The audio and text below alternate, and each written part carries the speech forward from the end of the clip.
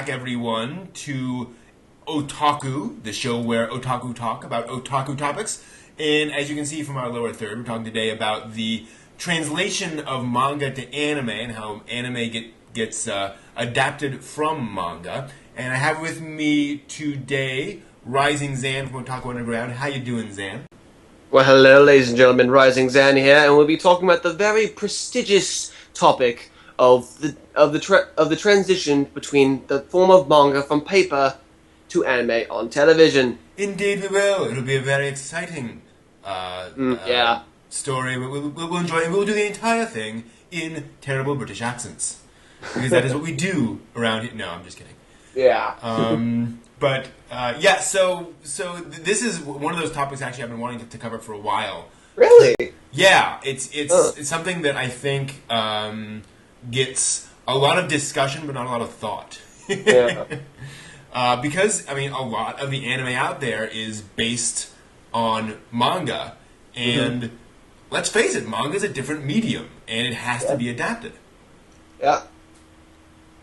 And I was actually just looking through my manga list today in preparation and just sort of going back over the titles and thinking about examples of that. And I think the big one for me would be, well, of the many, would be probably Rurouni Kenshin.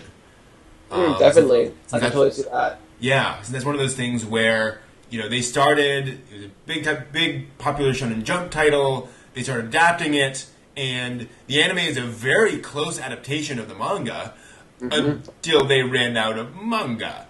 Yeah. Then that's a topic that, again, this is why I love the series. Gintama pokes fun at this so much about anime productions. They basically had the main three characters just in their house, and they discussed what happens with filler and what's happened. The first way you can do it, either prolong the episode really, really long to waste time. For example, having really, really long episode intros is a good way for that. Also having really pointless little filler bits in an episode. For example, in Rurouni Kenshin they can do a slapstick routine about rice balls or something. Mm-hmm. That's another way. The second way is just to have long-ass arcs. Yeah. And that's one of the problems, is that, a manga title will come out, and, I feel bad, because a manga title comes out, and it's popular, and you don't want to wait years for the manga to end to adapt it. You got to strike while the iron's hot. Yeah. And so at some point you run out of content. Yeah, however, Gintama found a third way. Which was just talking about anime and manga and filler, and honestly, Gintama anime is famous for just showing us a picture of the building that we live in, and they're just talking in the background, just one frame of the building and the sky, and they're just joking off, it's but it works brilliantly because I'm still laughing my ass off. There we go, nothing wrong with that. Yep. But yeah, and actually, Gintama also, I think, does the smart thing, and correct me if I'm wrong, is that, they'll get to a point, and they'll just stop making the anime.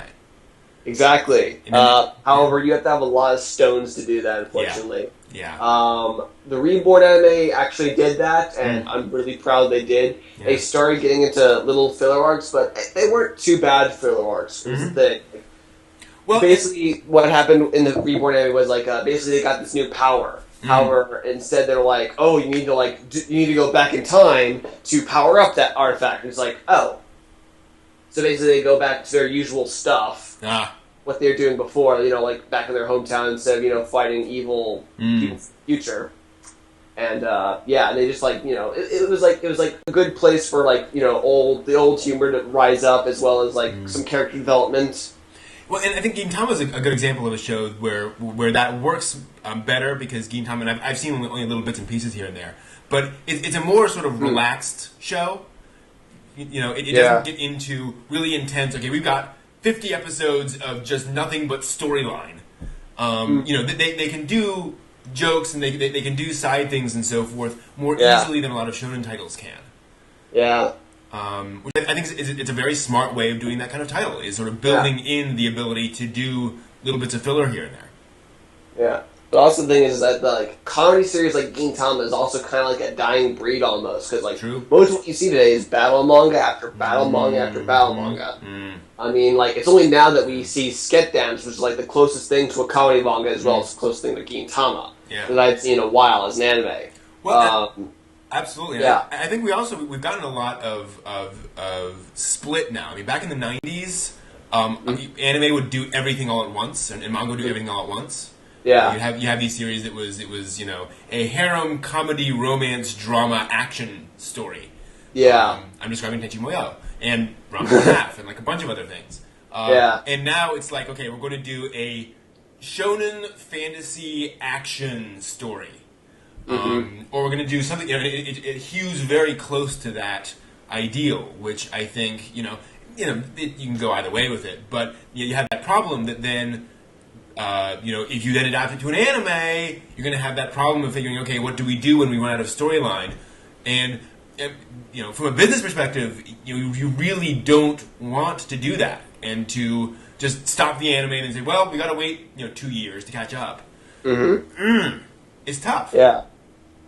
Yeah, however, I think also, there's, there is, so we've explained, filler and, filler and stuffing in, anime. However, there's also another thing that can be done, which is basically just, taking out stuff from the anime, which is something I won't onto. I guess one prominent example would be Yu Yu Hakusho. For those of you who haven't read the manga, Yu Yu Hakusho, basically they focused on Yusuke being dead for about 2 to 3 volumes. Wow.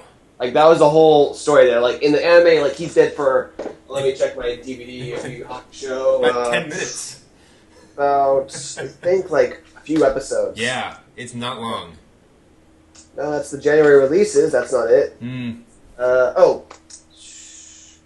He's dead for 4 episodes. Yeah, there we go. And technically, episodes, translate, 2 to 3 chapters per ep. So, yeah, they cut out a lot of stuff. Most of it was just, funny filler. Yu Yu Hakusho didn't start getting good until the action bits started coming in, which was after he was dead. So, yeah, they cut out a lot of that stuff. And to be fair, when you're doing a manga, sometimes it takes a while to really figure out what kind of story you want to tell. I remember reading some of that. And I remember reading some of that, and realizing, he wasn't quite sure whether he wanted to do a comedy or how, what that mix was going to be. And then he figured it out, and then you move on. And, I think it's a smart thing for the anime companies to do, is to look at it and say, okay, this wasn't really working for a little while, so we're just going to drop that and move to the good stuff. Yeah. Yeah, you're reminding me exactly of when I was on Live and Tim's with Matt, and Matt hasn't read a whole lot of manga, which is cool, and he's like, well, I didn't like this chapter, I'm realizing that it's chapter 5, I'm like, well, Matt, he's kind of working on that, so yeah, but still, Matt, it's not an anime, so you can't really judge it that far. Right. After chapter 10, then you can start judging all you want. That's actually an old saying in the manga business. You can describe the series by its first 10 chapters. Ah, interesting. Yeah, that's what's said in the manga business at least. Yeah. It makes sense. One thing that I really wanted to focus today was censorship in anime. Yeah. So, one big example, one of my favorite manga series of all time, Aisho 21, was pretty recently, and it started maybe about 2004, ended about 2009. Yeah, 2009 about. Yeah. And it's basically a series about American football in Japan. Yeah. It's just full of humor. It's got a great sports story of I want to be better. It just works really, really great. The anime was done by the Japanese equivalent of 4Kids. Okay.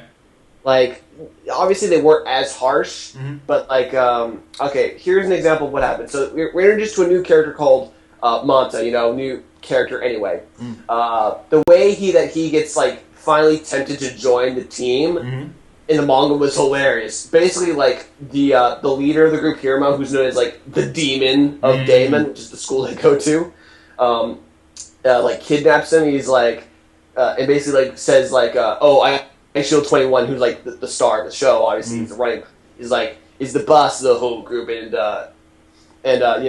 he's afraid of you might team up with your catching skills and stuff. And it's just hilarious how he does that. He even says he's even abusing Mamori, who says enamored with this. Just hilarious. In the anime, it's just they just cut that all out, that funny bit, and just go with, like, we're your friends! Well, and that's one of the interesting things, too, is the difference between... I mean, I believe... I honestly don't know. When was iShield 21 broadcast? Was that like a primetime broadcast? I suspect I would think so. I know that's probably it, yeah. It's probably for that, but, like... It's one of the things that I think a lot of folks don't appreciate that we do, is that, you know, manga gets away with a lot that you can't get away with on television. And it's different. Yeah, I can totally understand what that. You know, you get a lot of anime also that's released at 2 a.m. when they can get away with a lot of stuff. But then there's the stuff that is meant for that broad audience, and they end up editing it. And it's not that that's the right thing to do, but I think a lot of folks say, oh my gosh, they changed it. Why would they change it? Well, it's because they were showing it at our equivalent of 4 p.m. on a weekday, when you just you can't show naked breasts. I think it was more like a Saturday morning kind of show. Yeah, that's what it kind of seems to be. Yeah, I think it's crap. I think it's NHK that does a lot of these shows. Yeah, NHK has like this family friendly morning hour. I think on Saturdays. That's where most anime's put on. From what I can tell, NHK is sort of like the ABC of Japan. Exactly. That's what I've heard. Yeah. And that is difficult to convert that over, and it's also interesting because you have this question of you get something that started as this very specific kind of story and it got its own following, and now you're trying to push that over to to an anime series. You're trying to figure out, okay, how do we position this?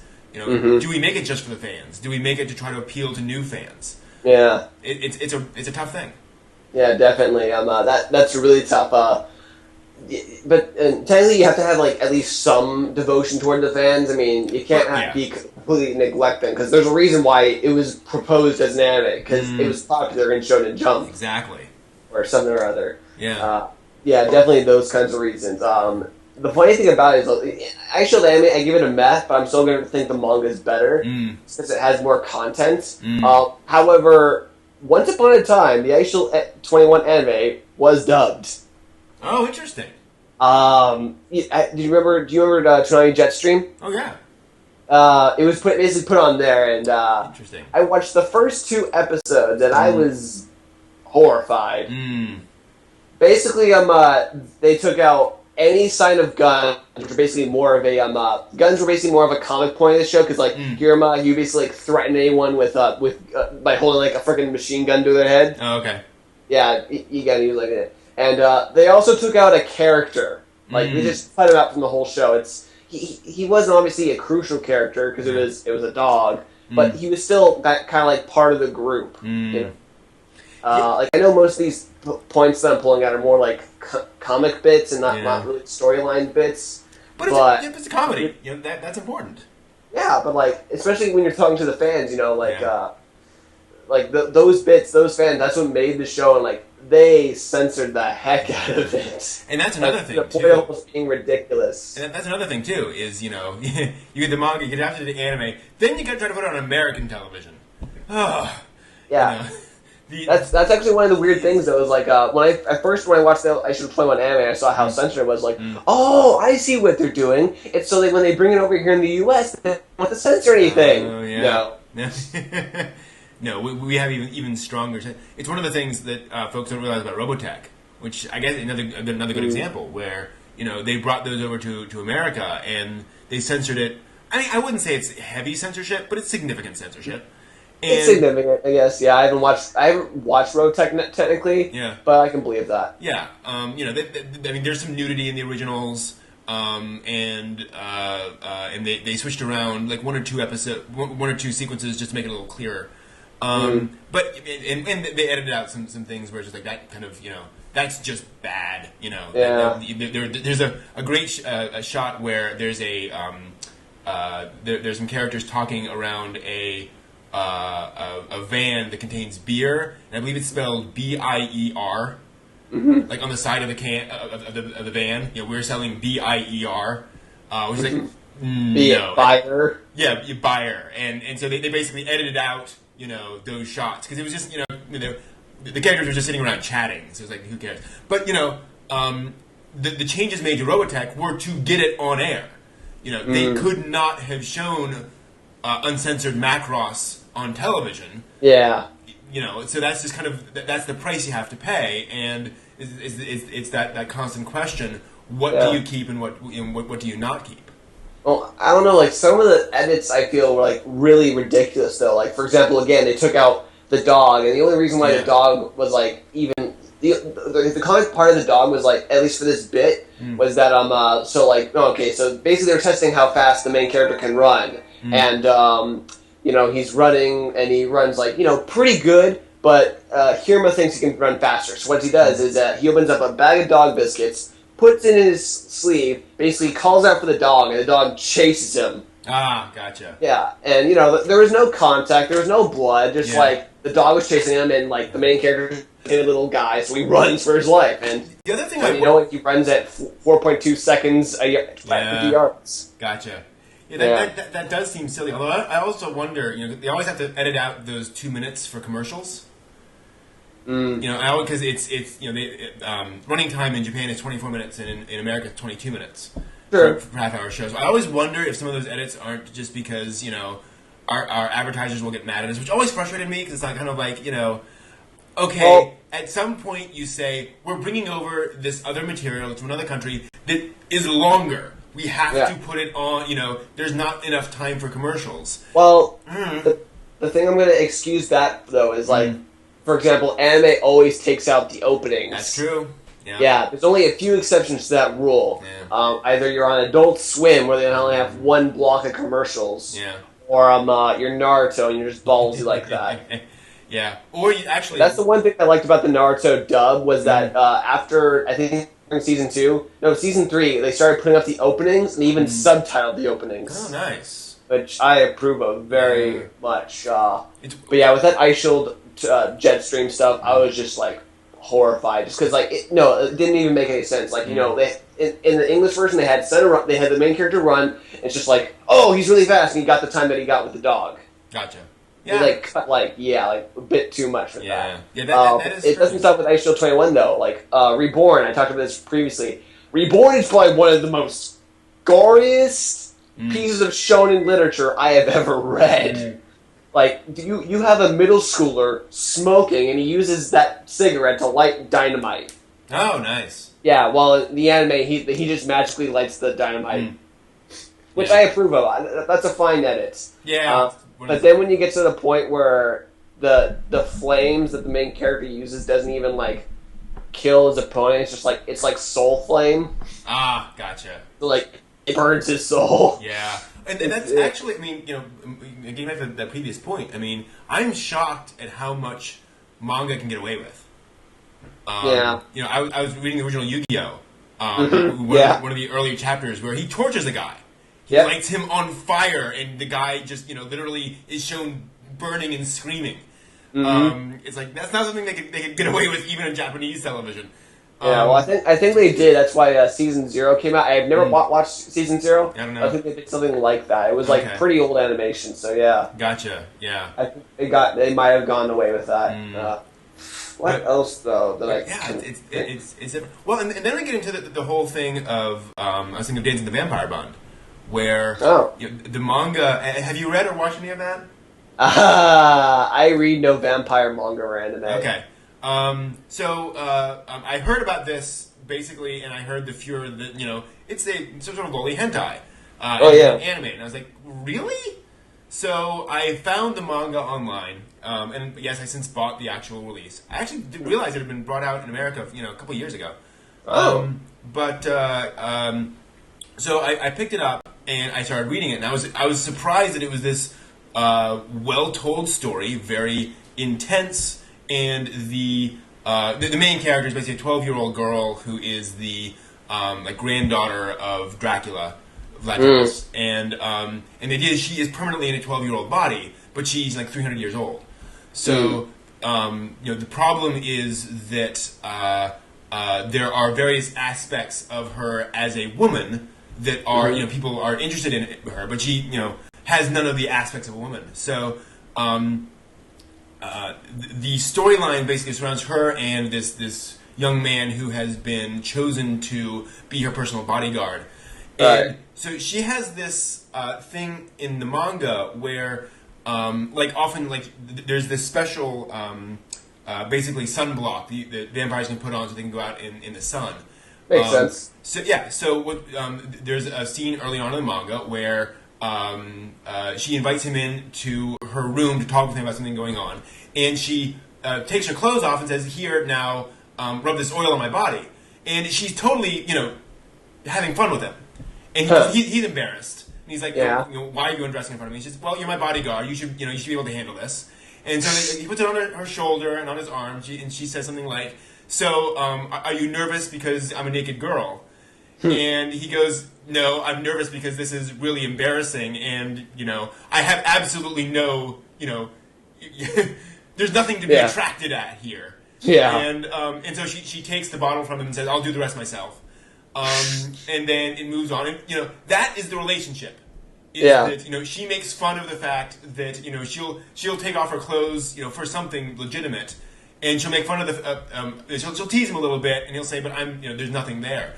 Right. The anime came out. Not only did they completely change around how it starts by having the first episode be completely related to the manga, they made that sequence with them erotic. Not erotic, but he starts putting the lotion on her body, and he starts to blush, and none of that conversation is there.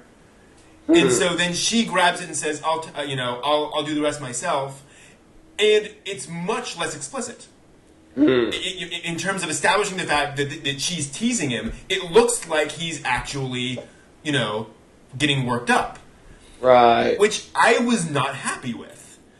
That's actually a good point you bring there, Brent, and this is something I think I might want to bring up. Did you watch There's No Way My Little Sister Can Be That Cute? No, I did not, actually. Okay. There's a episode. Basically, the little sister gets an anime from a manga she wrote. I don't know, just go with it. And she gets this anime. However, she then gets a call from the producers who are making the anime, and basically they ask her, "Can we make the main character a guy?" Okay. And she's being completely horrified. I'm like, wait, what? Why? The main character, the girl. Well, you see, it would attract more to the mainstream audience in this, and then the older brother finds out that really they're pulling her out for basically a half-season anime, which is 13 episodes, only because their original one didn't follow through. The production fell halfway through. So now they're trying to get something for that hour, which is her manga as an anime. I see. So this is just me saying that anime production companies can be kind of cold. Yeah. Oh, absolutely. So that was probably a reason right there. They want to be this is good, but let's make it better, and probably had no disregard for the mangaka and just went with it just to get some popularity. Hey, lolis are popular, let's do that. Yeah, and it's a weird thing. I mean, Dance of the Vampire Bond. I mean, the main character, because she basically transforms in battle, she often fights naked, and there's nothing sexual about it, but. If you're a lolicon and you want to watch that, that's enough, I would hope. Yeah. So it's not like the material isn't there if you wanted to do that. And so I find it weird that they would take that and then make it, more like there's an attraction there when there wasn't. I don't know, it seems strange. And of course part of that is just the whole weird lolicon thing that we've had over the past couple of years. Oh, yeah. It's bizarre. But actually, one of the other things I wanted to bring up was one of the canonical examples of manga to anime translation that was kind of weird was Nausicaa the Valley of Wind. Oh, yeah, that's true, because Miyazaki changed the story halfway, right? Right. So those who don't know the story, basically, Miyazaki was laboring as basically an animator over at Toei, and he wanted to make an anime film of himself for himself, and he couldn't get the funding when it was just an anime. He went around trying to get the money, and everyone said, well, there's no manga, so we don't know if this is going to work or not. So he talked to actually the chief editor at Animage at the time, I think. Yeah. Toshio Suzuki, and he said basically, well, draw the manga, and we'll publish it in Animage, and we're good to go. And so Miyazaki started drawing the manga, and then that got enough popularity that he was able to get the money to make the movie. But then, like, he kept on drawing the manga.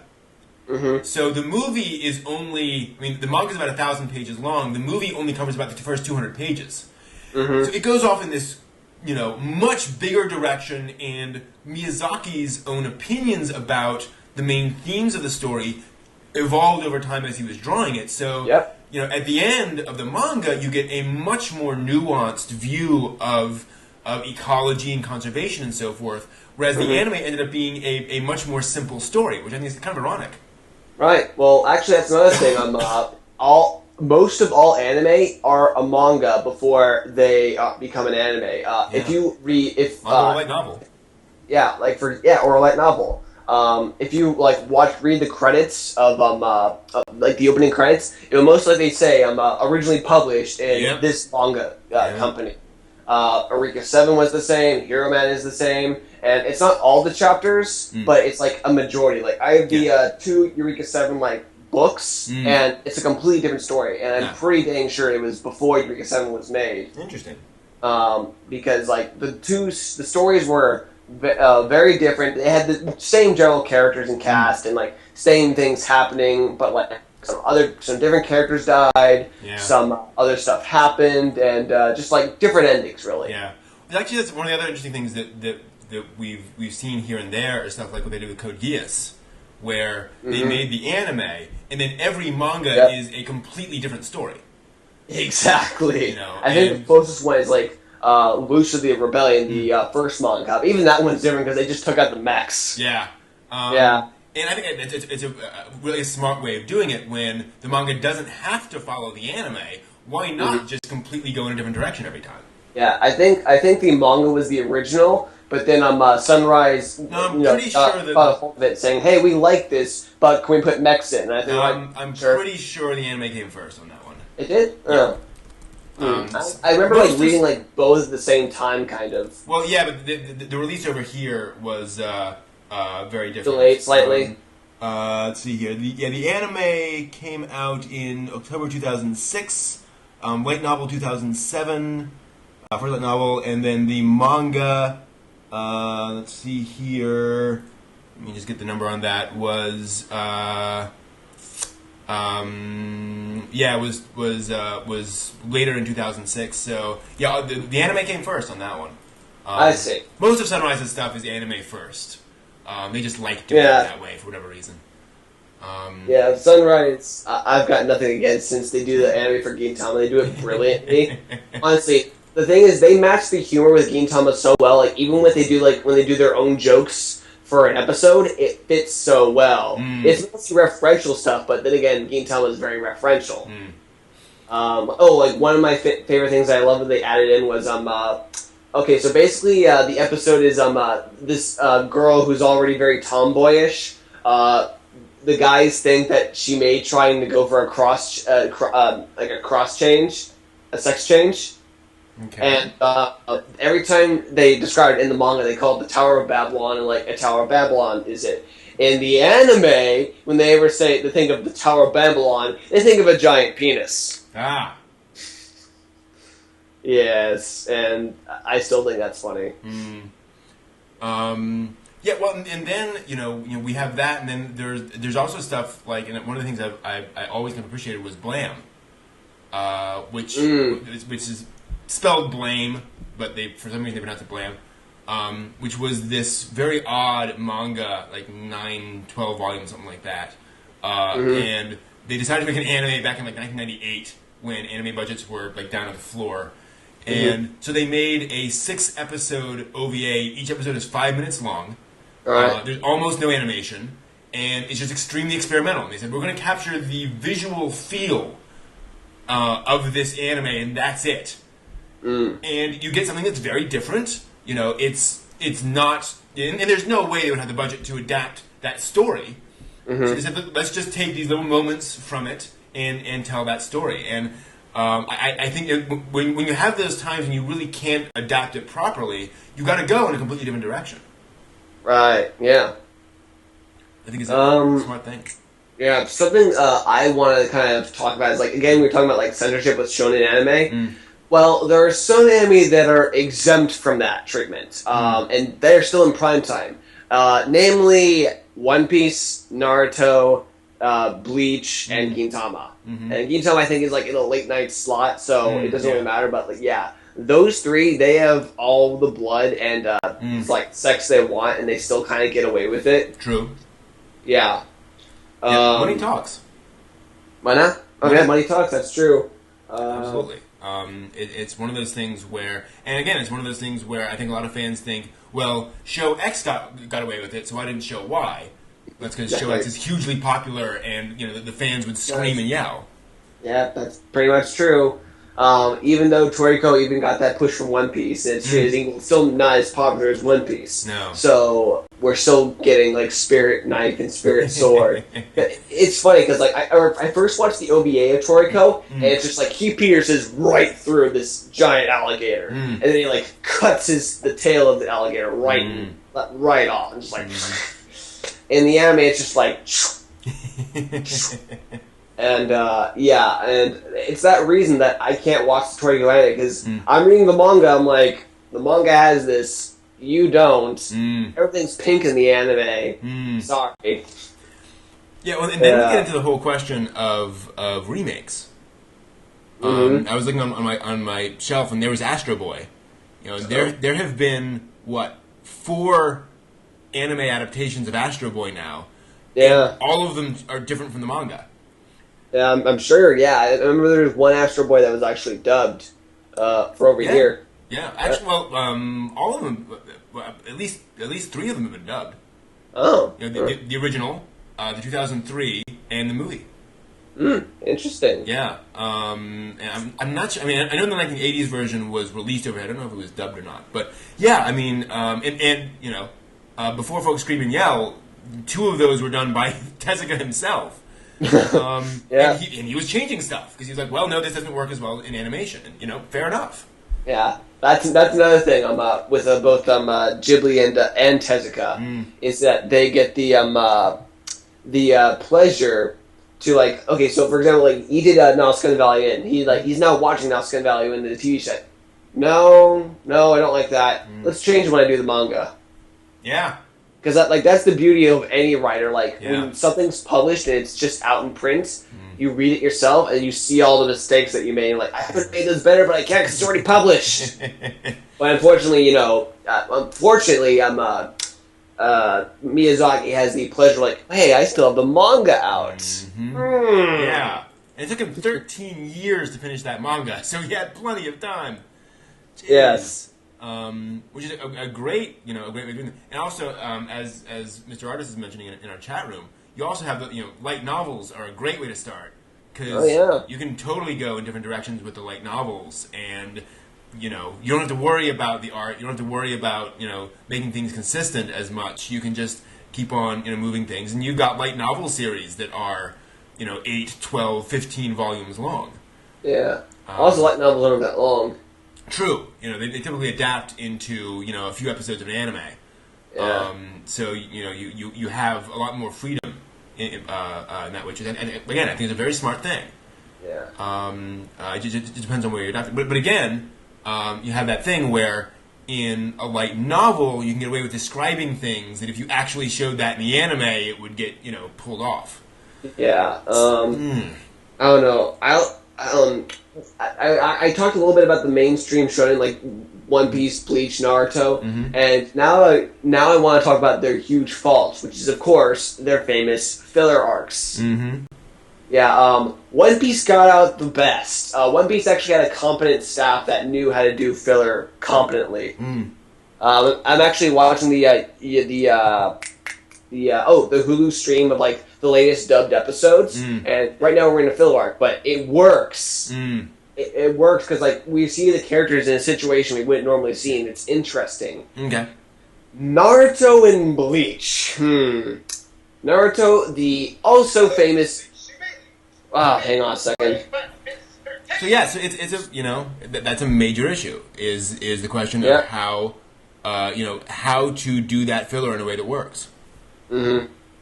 Yeah, absolutely. Like the problem with Naruto is like, okay, so they're done with like the first like series, and the second series, which is Shippuden, is like building up and going on. What do? Do they stop? No, they roll the money and make 200, actually over 200 filler episodes. Mm-hmm. Only maybe 3 the fans actually like because it has their favorite characters in it. And then on the other side of the coin, you have Bleach, who makes probably the worst filler arcs ever imaginable. But getting back to the thing, how do you fix that? In a series that's not a comedy, where you have this very specific.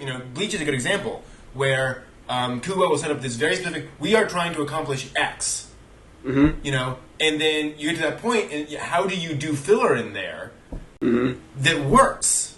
Sure. Especially when you're gonna have to go back and integrate, Kubo's plot line. I don't know how you do that. Yeah. Again, I kind of blame Tite on this because he can't write himself out of a paper bag. I'm going to keep on saying that to the end of time because he can't. But again, yeah, but like the thing is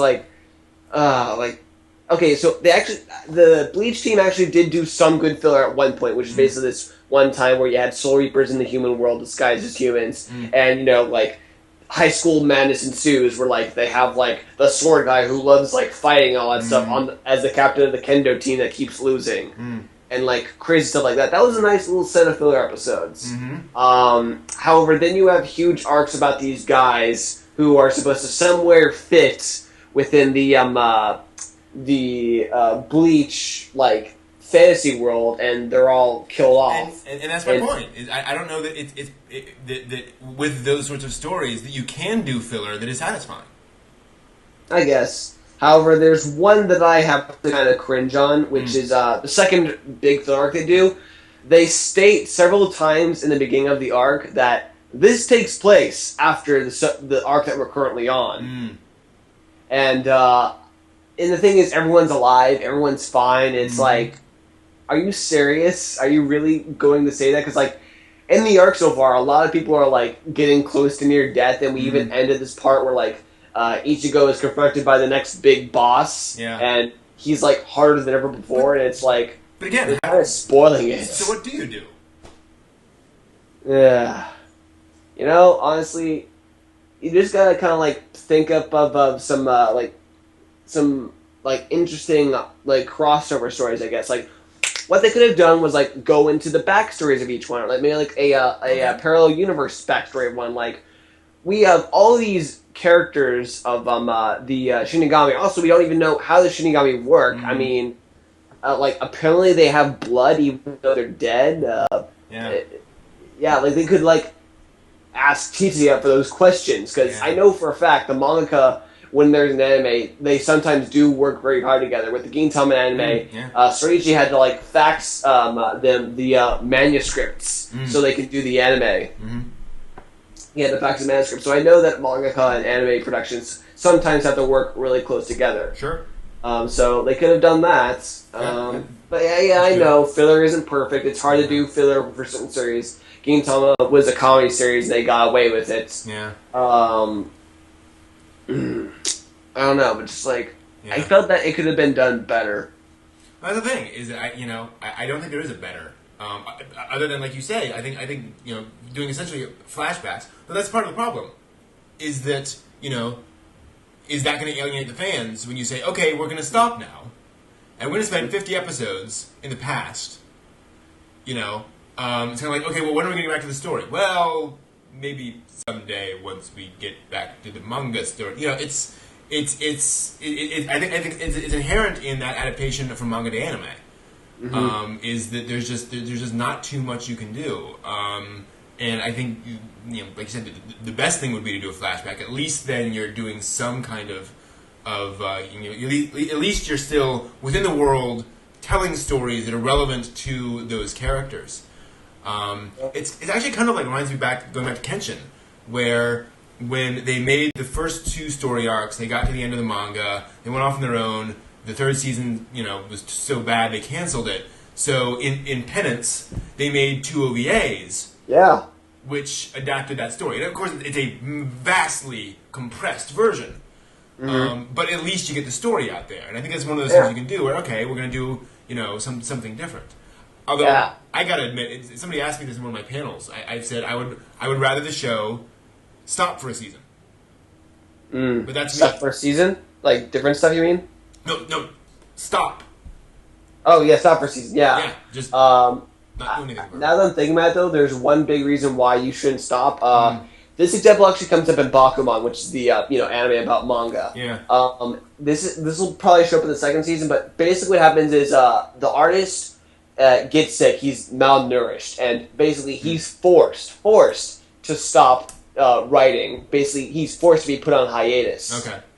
And I know this may be a spoiler for some of you, but I need to say this. Sorry. Because he was on hiatus, his series got canceled because there was no fans. Yeah. Yeah, so that's another big worry. But that's the thing, though, is that's the manga. I have to wonder, if the manga continued, then the anime adapts a chunk of it for 2 years, say, and then stops. The manga continues, and the anime starts back up again. The majority is right. Inuyasha did it. It's exactly what Inuyasha did. Yeah, exactly. But the thing is, Inuyasha, Fullmetal Alchemist, their mangas were big. I mean, Rumiko Takahashi is a big name that's not only big here in America, but really big over in Japan. Yeah. Fullmetal Alchemist, people were praising the name of the ending and just saying that Fullmetal Alchemist, the original ending, was crap. Get it done right. With Naruto, I think the anime team really realized this is a one-time thing. I mean, once this goes out, I don't know if this will be I don't think this will be like Dragon Ball Z status, where remakes will be coming out over and over again. Yeah. I don't quite know about that. It just doesn't have that status. Oh, you're absolutely right. I mean, we never get remakes. What? We never get remakes. That is so incredibly rare that you can't count on it. Yeah, only the big series. Gintama is big enough where they could have stopped. It was so big that in between the whole pause they had, they basically released a movie, which is basically a retelling of one of the big arcs in the series. And they basically did HD releases of the older episodes with new openings and endings, which I approve of. And that's the thing, is I think, the manga needs to continue. I understand that, need to keep pushing. But since the anime is basically, an adjunct to the manga, I don't think it needs to continue, every single week for years and years and years. True, definitely true. But also those animation companies want to make money. That's absolutely, you're absolutely right. Greed's in the factor. That you're absolutely right. That keeps those anime companies going. Also, if they do stop, maybe another company may get dibs on it. True. That's another thing. Look at Negima. Negima came out. They did, I think, one season of original Negima, and it was such a disappointment that Ken Akamatsu, the creator, stepped in and said, "Okay, no, you do not get the license for this anymore." And he pulled it and gave it to another company, and they took over and they started again from scratch. Yeah, that could be another thing. That maybe Kishimoto Tite could have stepped in and give it to another company. Yeah. So better just hold on to it and just yeah. And again, that's that's happened once, so it's not a huge trend, but it certainly can happen. That you want to hold on to it as long as you possibly can. Yeah. Also, I know that we were talking about this yesterday with Dragon Ball Z Kai. Yeah. I kind of approve of Dragon Ball Z Kai. I really understand it. Yeah. For 2 reasons. One, first of all, it cut out the filler. Who knows? Eventually, we're going to see maybe a Bleach Kai. Probably not though, or a Naruto Kai. I can imagine Naruto Kai. That'd be pretty good. Yeah. Second of all, we're getting Dragon Ball Z again, and we're getting kids who are watching it for the first time. Yeah. That's... My little brother's watching Dragon Ball Z Kai for the first time. And I like how he's like, is this character... I'm like, watch the anime. I felt that... That makes it even more confusing is one of the problems, is that, kids watching Kai, goes to the older brother, so what is this character? I'm actually not sure what happens to him now. All that filler's gone. What happened to him? Yeah, actually, interesting. Another reason for censorship in anime. Okay, so you know about the Android saga, right? Yeah. Apparently they're not androids. They're cyborgs. Okay. Okay. So to me, I always knew that like androids are like robotic humans, Yeah. and they didn't have any part of it. So like, remember when Krillin and Android 18 had a baby? Right. I always wondered, how did that work? Well, I always took that you know, part of the idea of making an android is to make it as close to a human as possible. Yeah. So you know, you can theoretically make an android that is capable of conception. Wow. Yeah, you know, technology. Well, the thing is, my friend who's a hardcore Dragon Ball Z fan told me they're cyborgs. I'm like, that makes sense. It does. It does. Yeah. I think actually, for some reason, my 12-year-old brain tells me that in the English anime, they told me that the Capsule Corp Doctor Bulma's father made the child for them. I think is what the story was. Oh, okay. Interesting. Yeah. But yeah, I always thought that was weird. Like I don't even know why they changed it from androids to cyborgs. Really. Yeah. Yeah, that is strange. Yeah. Could be, and that also gets to the whole just translation problem itself, where there are lots of examples where you know folks come over, they translate something, and you know we were talking about this with Ed Sizemore, where you know, they translated it in one way and it was spelled in a certain way that they just had to kind of figure out what they thought the author meant, and they tried asking the author, they could never get a straight answer, and it's kind of you have to go with one or the other. I don't think that's the case in this one, but there are those cases where you know you just got to have some kind of at some point you got to kind of fish or cut bait and say, all right, we're just going to go with this term, and then it turns out that that's not what they meant. Yeah. One thing I'm also noticing though is that because of the censorship in shonen anime, obviously whenever an anime is made, viewership tends to go down. Because of this, or so I've heard. Like, So what's been happening is more and more like non-battle shonen manga have been licensed more frequently.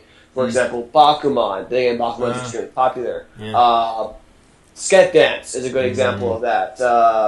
Even Toriko. I mean, it's not really a typical sort of shonen action fighting manga or anime. Well, it kind of is. Yeah. It is a bit more tame, though. I will admit that. Yeah. I mean, it's like you're fighting animals. Yeah, he's not fighting people. It's more sort of light adventure, if you will. Which I think it's great. I'm glad to see shonen sort of breaking out. But yeah, definitely. Man, they're just like a ton of, and also not only that, but like because of the censorship laws, some really great anime don't get the anime deals they want. Again, for those of you who read Bakugo, I'm not going to spoil that. This idea comes up a few times, or just recently. But one idea I'm going to pull out is this manga called Siren. It's a Shonen Jump title. It's already finished, 144 chapters. It's amazing. It's really, really good. It's a bit dark, but it's just so interesting. It's just wow. Also, it's already here in the States. It's really, really good, but it didn't get an anime. Another example of that is a lesser known anime is 666 Satan, or known as Opart Hunter here in America because you know we like devils here in America. Anyway. Again, another really good story. It isn't even all that dark, other than you're dealing with angels and devils. But like it still didn't get an anime because it deals with that harsh tone.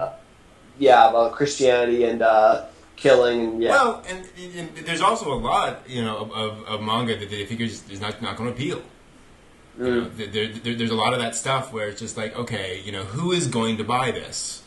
And you get a lot of stuff where it's like, you know, it may be very interesting, but you know, I'm still kind of surprised that Naoki Urasawa's stuff has gotten anime treatments. But you guys, I mean, actually, that's a good example. 20th Century Boys, you know, it wins Eisner Awards. Everyone loves it. Not getting an anime. Well, I think it got a live action movie though. You did get a live action movie, although the live action movie I wasn't a big fan of. But even so, I mean, you would think that would be kind of, they did Monster, which was a huge number of episodes. Oh yeah. And you know, here's 20th Century Boys is considered like his masterwork, but it's not getting an anime because frankly, and I understand, it's a more seinen story, it's very complicated, it's bouncing around. It would be extremely hard to tell that story in a way that makes sense, and, I'd love to see it, but I don't think it's going to happen, just from the sheer, economic standpoint. This also explains, though, the Moe era, though. Yeah, absolutely. Because, like, with Moe anime, there's, like, no violence at all. Mm-hmm. There's, like, playfulness, there's comedy, but violence? Not really. You can show K-On! Any time of the day on any channel. Yes. And that's the thing. I think in the 80s and 90s, there was, like, this huge increase of battle manga. I mean, I remember Sakegate Ochijuku, Fist of the North Star. They even did an OVA of JoJo's Bizarre Adventure, even though I don't know who the hell would be crazy enough to try and make an anime out of that whole series. Oh, gosh. But yeah, well, and thank Dragon Ball Z, thank Akira to a great extent. Your Bubblegum Crisis, which was very violent. A lot of those things back in the 80s that really upped the violence quotient and showed that that sold. Mm-hmm. And the other thing to remember is that's the thing is that stuff sold to otaku. Yep. One thing we forget is that a lot of those great shows from that time were aimed at a specific audience that you can't you can't count on being there anymore. Mm-hmm. Yeah. Something I also just realized just now was in Dragon Ball Z, what does Goku always do to finish off his opponent? No idea. Kamehameha Blast. Okay. Is a Kamehameha Blast extremely violent? Well, it's not as bad as like him punching right through a guy or something. That's true. Yeah, it's which actually did appear in the actual Japanese version of like for example, Vegeta punched right through he cut off like a little green guy's head, and the head was alive for a second. Well, the anime got pretty serious too. Remember when Trunks punches a hole through Vegeta? Who was it? Cell. One of the guys. Yep, definitely. Yeah. That was actually probably something that had to be cut in America, though. Yeah. I remember that. It's difficult to do this, and there are a lot of factors involved. Yeah. But one of the stories I heard about shonen manga nowadays is that the main character has to have a super special move that has a name on it. Yep. Otherwise, it's not going to work. Gintama proves that theory wrong, by the way, though, because it has loads of serious action. It's basically just him and a wooden sword, and he hits as hard as he can. There's no super special move, nothing like that, and it's just serious, just combat because it's just basically he's just strong. He just pulls as hard as he can and hits as hard as he can. No special move, no nothing. Yeah, well, I think we've covered the topic pretty darn well here. Have we? Let me think here. We've been going for a while here. I think we're going to have to cut it short at this point. Well, I think we only covered, I think we're only about 40 minutes, because I did, spend, that 20-minute mark. Well, yeah, but we gotta get moving on. That's true. Yep. All right, then. So, good topic. I'm sure we'll be returning to this topic in future episodes at some point. There's certainly always more to talk about. So, as always, thank you very much, Zan, for joining us for Otalku. Pleasure to be here, and I can't think of anything else. And thank you all for joining us. We will be back with more otaku topics soon. Stuff that actually matters to us otaku. And look forward to seeing you all then. Take care. See you again, Disu.